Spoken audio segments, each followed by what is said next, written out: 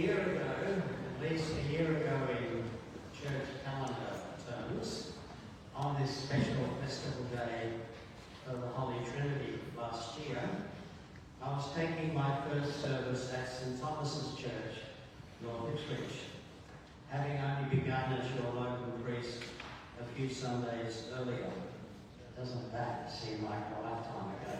Anyway, it was only my fourth Sunday in the parish, and it was my turn to go over the river to St Thomas's. So I was well prepared. I even looked up on Apple Maps to see exactly where St Thomas's Church is. 4 minutes drive from where I was sitting in the old rectory. I could almost have picked up a pebble and thrown it on the church roof. Not that I would ever do such a thing, I hasten to say to the church warden in the front row. I might throw it at him, but I wouldn't throw it on the church roof. As I reflected with the folk at St Thomas's Church on the significance of the Trinity, I explored the idea that this uniquely Christian understanding of God also offers us some kind of a model or a template for a unified ministry that encompassed both our churches while celebrating difference and maintaining diversity.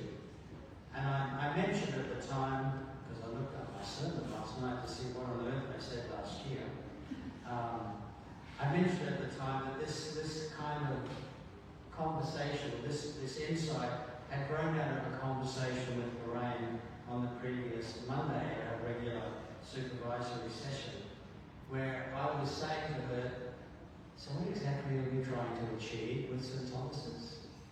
Are we looking at a single parish? Are we looking at one church? Like, what's going on? What's the plan here? As I was very much the new kid on the block. And I remember saying to Lorraine at the time, maybe our understanding of God as Trinity has something to say to us about a parish that has more than one church, and indeed more than one congregation.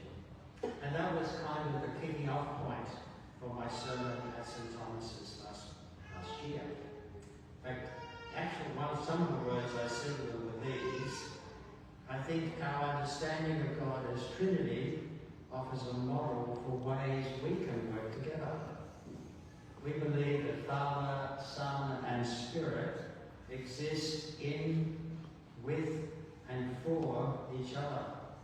And it seems to me that this is the understanding that has to be at the basis of our shared future together, for surely our future is a shared one. And they didn't throw me out of the church, they didn't tar and feather me, and they didn't throw stones, which was good. Well, a lot of water has passed under the bridge since that Sunday last year, and look at us now. Within a few weeks of that sermon, the parish council at St Thomas's Church took a bold decision to request the bishop that they join with St Paul's Church to form a new ministry unit together here in Ipswich. I'm not taking any credit for that decision, although I rejoiced at it. And I certainly don't think my Trinity Sunday sermon last year was a game changer. But looking back, I'm struck at how everything came together so well in the middle months of last year. The parish council that I mentioned must have been the one in June, when they decided to write to the bishop with a copy to us to let us know what they were saying. And just a few weeks later in July, when we had a combined service, the bishop was with us and met with the church wardens from both the parishes as they then were. Within weeks, things had turned around.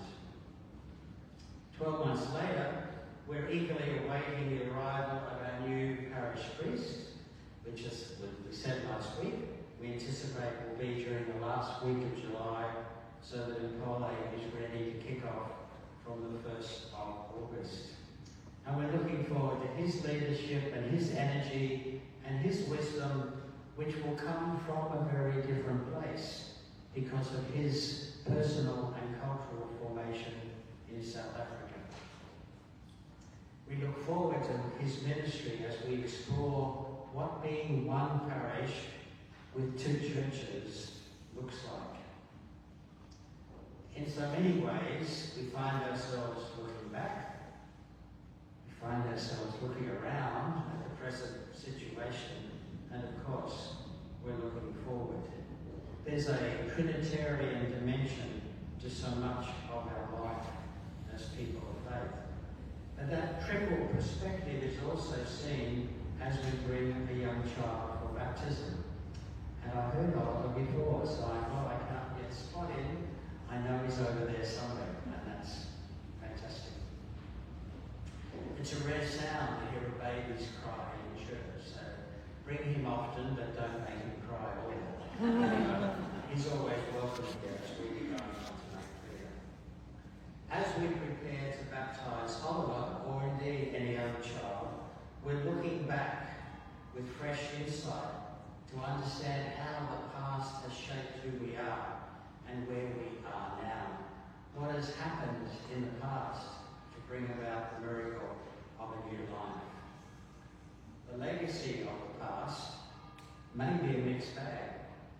Some stuff we delight to recall, and you'll talk about those over lunch, I'm sure. Other moments we'd love to forget.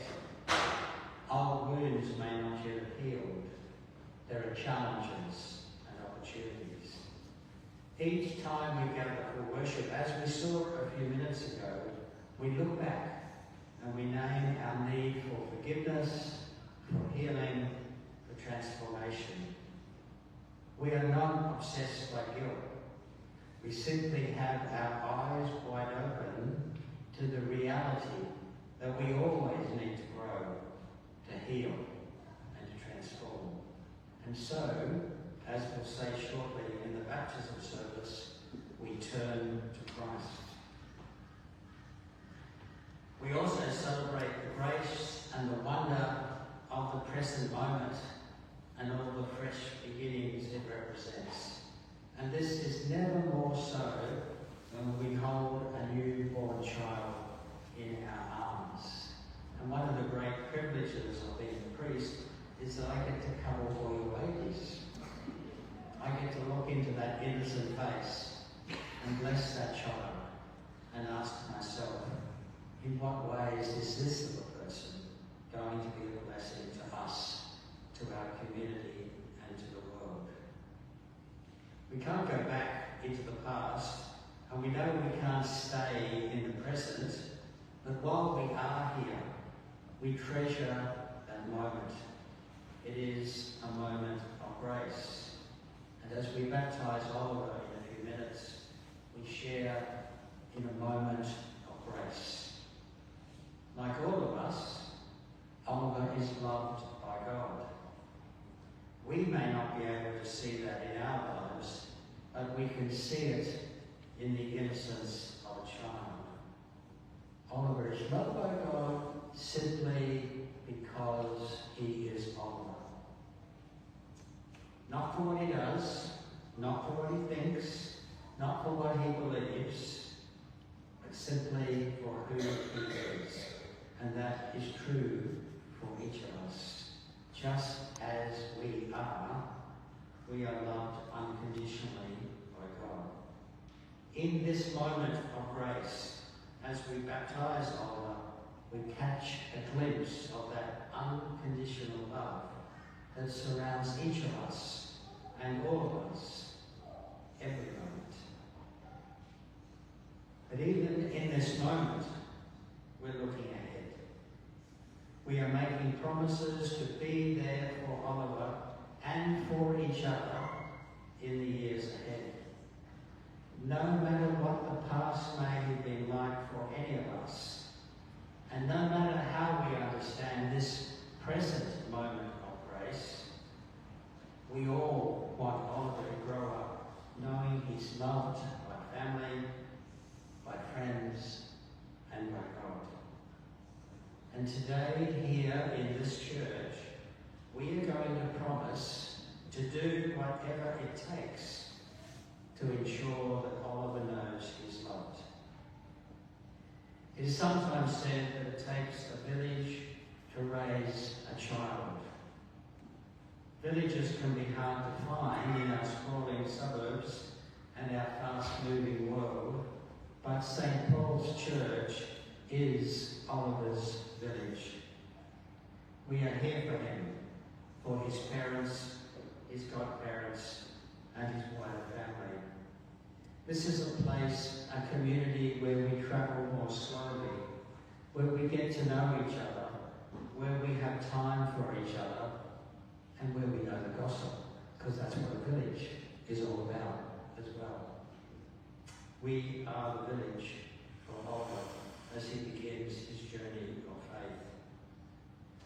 As we all live into the mystery of God, who defies our best attempts to find the right words, we shall find that we are in, with, and for each other.